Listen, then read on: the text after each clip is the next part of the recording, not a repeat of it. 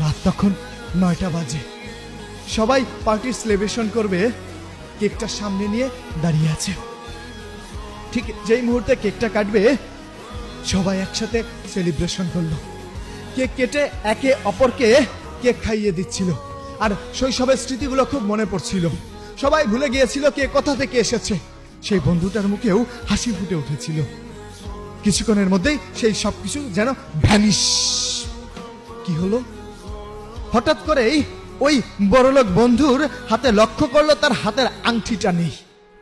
এখন সবার প্রশ্ন, এই রুমের মধ্যে কেবলমাত্র আমাদের বন্ধু ব্যতীত আর কেউ নেই। অতএব এই আংটিটা যদি কেউ পেয়ে থাকে, সে এই রুমের মধ্যে অবস্থান করছে। কিছু বন্ধু বলছে ছেড়ে দে না এগুলা। সেই বন্ধুটাও বলছে বাদ দে, আমারই তো আংটি, সমস্যা নেই। তারপরও কিছু বন্ধু বলছে না, আমাদের উপর দোষ ঢাকাতে আমরা প্রত্যেকটা মানুষের পকেট সার্চ করতে চাই, কেননা আমরা প্রমাণ করে দিতে চাই আমরা আংটিটা নিইনি।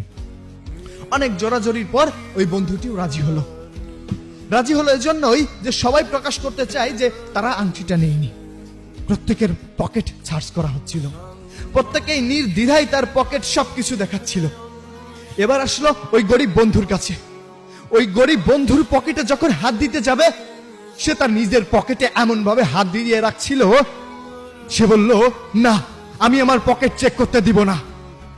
পুরো হল রুম তখন নিস্তব্ধ। ফোকাস আসলো ওই গরিব বন্ধুর দিকে।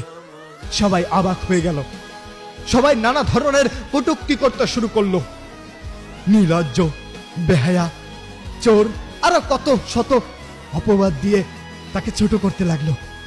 বড়লোক বন্ধুটি তখন বলল, না, এতটুকু জিনিস তো তোরা এমন করে বলিস না। তবুও যার যা মন চাইলো ঠিক সেভাবে তাকে অপমান করতে লাগলো। তবুও সে তার পকেটটা সার্চ করতে দিল না, কাউকে হাত দিতে দিল না। অনুষ্ঠান শেষ, সবাই যার যার মতো চলে গেল। যত ধরনের অপমান ছিল ওই ছোট লোক বন্ধুটাকে করা হলো। বাসায় গিয়ে তখন 12টা বাজে। ওই বড়লোক বন্ধুটা ব্লেজারটা খুলছিল, তখন দেখলো তার ব্লেজারের পকেটের কোনায় আংটিটা ঝুলছে। তখন ওই বড়লোক বন্ধুটা সারা রাত আর ঘুমাইতে পারলো না। সকালে ওই ছোট লোক বন্ধুর বাসার সামনে গিয়ে দরজায় কড়া নাড়ছিল। দরজা খুলতেই সে বলল, সরি বন্ধু, গতকালকে তোকে কত অপমানিত, কত লাঞ্ছনিত হতে হয়েছে। কিন্তু দেখ, এই আংটিটি আমার ব্লেজারের পকেটের কোণে লেগেছিল, তুই আমাকে ক্ষমা করে দিস। কিন্তু আমার কাছে একটা প্রশ্ন, তুই সেদিন সবার সামনে তোর পকেটে কেন হাত দিতে দিলি না? তখন বন্ধুটি তার দরজা খুলে দিয়ে বলল, আস। তবে দেখ, আমার 6-7 বছরের বাচ্চাটি কিভাবে পড়ে আছে। এমন একটা মরণ ব্যাধি বাসা বেঁধেছে, কিন্তু আমি ওর জন্য চিকিৎসার কিচ্ছু করতে পারছি না, এভাবেই পড়ে আছে। কি করব বল, সে সম্বল অবধি এতটুকুই আছে।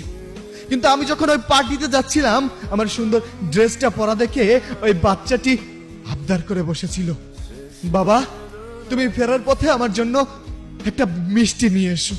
কিন্তু এই মিষ্টি কেনার সামর্থ্যটুকু আমার ছিল না। কিন্তু আমি যখন ওই পার্টিতে যাই, কত শত মিষ্টি দেখে আমি সেখান থেকে 2টো মিষ্টি একটা কাগজে মুড়িয়ে আমার পকেটে রেখে দিয়েছিলাম। কিন্তু সেই মুহূর্তে যদি আমার পকেট সার্চ করা হতো, তাহলে ওই মিষ্টি চোরের অপবাদটা আমার পাওয়া হতো। কিন্তু আমি সেটা কি করে মেনে নিতাম বল? কি করে আমি মিষ্টি চোরের অপবাদটা মেনে নিতাম? আমি জানি সবার কাছে যেহেতু আংটি পাওয়া যায়নি, আর আমিও যেহেতু নিইনি, এই আংটিটা তুই পেয়ে যাবি, এটা তুই পেয়ে যাবি। আমি তাই আমার পকেটটা সার্চ করতে দেইনি। এই কথা বলেই বন্ধুটা মাটিতে বসে পড়ল। আর বড়লোক বন্ধুটা বুকে জড়িয়ে অঝরে কান্না শুরু করলো। বাবারা এমনই হয়। একজন বাবার কলিজা ছিঁড়ে যায় তখন, যখন ব্যর্থ হয় তার সন্তানের ছোট্ট একটি স্বপ্ন পূরণে ব্যর্থ হতে, তখনই হেরে যায়।